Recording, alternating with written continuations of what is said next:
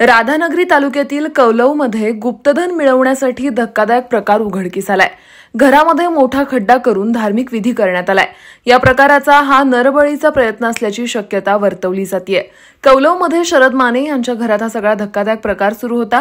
हा संपूर्ण प्रकार कौलवचे सरपंच रामचंद्र कुंभार यांच्या सतर्कतेमुळे उघडकीस आला, त्यामुळे मोठा अनर्थ टळला। दरम्यान घडलेला प्रकार लक्षात घेत राधानगरी पोलिसांनी या प्रकरणात सामील असणाऱ्या कराडचा मांत्रिक चंद्रकांत धुमाळसह 6 जणांवर गुन्हा दाखल केला आहे। कळलं की अशा पद्धतीने शरद मानेंच्या घरामध्ये या पद्धतीचं नरबळीची शक्यता आहे आणि खड्डा खणायला चालू आहे। ताबडतोब आम्ही सदस्य व आम्ही त्या ठिकाणी आलो, बघितलं तर त्या ठिकाणी असणारी जी माणसं होती ती अतिशय विक्षिप्त पद्धतीची कसाईसारख्या दिसत होती। त्यांचे तंत्रमंत्र विद्याचे कामकाज चालू होतं।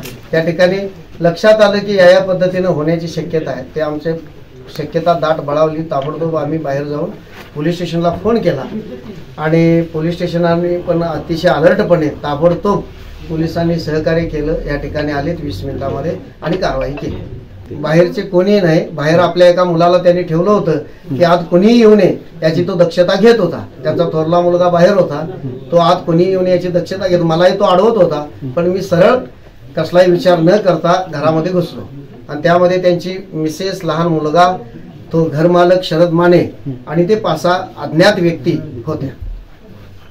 तुम्ही घरात आल्यानंतर त्यांच्याबरोबर काय बातचीत काय झाली? काय नाही, काय चाललंय शरद, हा काय विषय, तर काय नाही, शांती वगैरे असा एवढाच विषय तो बोलला।